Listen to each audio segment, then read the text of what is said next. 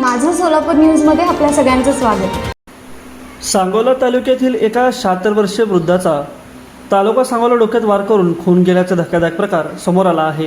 बाबासाहेब भानुदास देशमुख असं या मृत वृद्धाचे नाव असून ही घटना शनिवारी सकाळी उघडकीस आली। याबाबत सांगोला पोलीस ठाण्यामध्ये अज्ञात व्यक्तीविरुद्ध गुन्हा दाखल करण्यात आला आहे। सांगोला पोलिसांकडून मिळालेल्या माहितीनुसार शनिवारी सकाळी 7 वाजण्याच्या सुमारास बानूरगड ते कोळेर येथील टेंबू योजनेच्या कालव्याजवळ एका वृद्धाचा मृतदेह सापडला। त्यानंतर तो मृतदेह तालुका खानापूर येथील बाबासाहेब देशमुख यांच्या असल्याचे निष्पन्न झाले। खानापूर तालुक्यातील बानूरगड येथील बाबासाहेब भानुदास देशमुख हे नेहमीप्रमाणे सांगोला तालुक्यातील कोळे बाजारात गेले होते, मात्र रात्री उशिरापर्यंत ते परतले नाहीत। कुटुंबातील लोकांनी त्यांना मोबाईलवरून संपर्क साधण्याचा प्रयत्न केला, परंतु ते फोन उचलत नव्हते।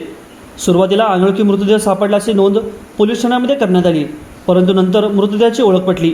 या घटनेची माहिती मिळताच सांगोला पोलीस ठाण्याचे पोलीस अधिकारी आणि कर्मचाऱ्यांनी घटनास्थळी धाव घेऊन मृतदेहाचा पंचनामा केला।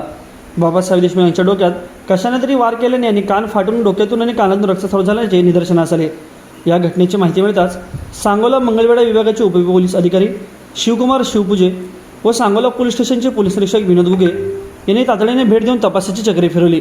सांगोला पोलीस ठाण्याच्या पोलीस अधिकारी संपर्क साधला असता तपास सुरू असून खुनाचे नेमके कारण अद्याप समजू शकलेले नाही। माझं सोलापूर न्यूज या यूट्यूब चॅनलला सबस्क्राईब करा आणि बेल आयकॉन प्रेस करायला विसरू नका।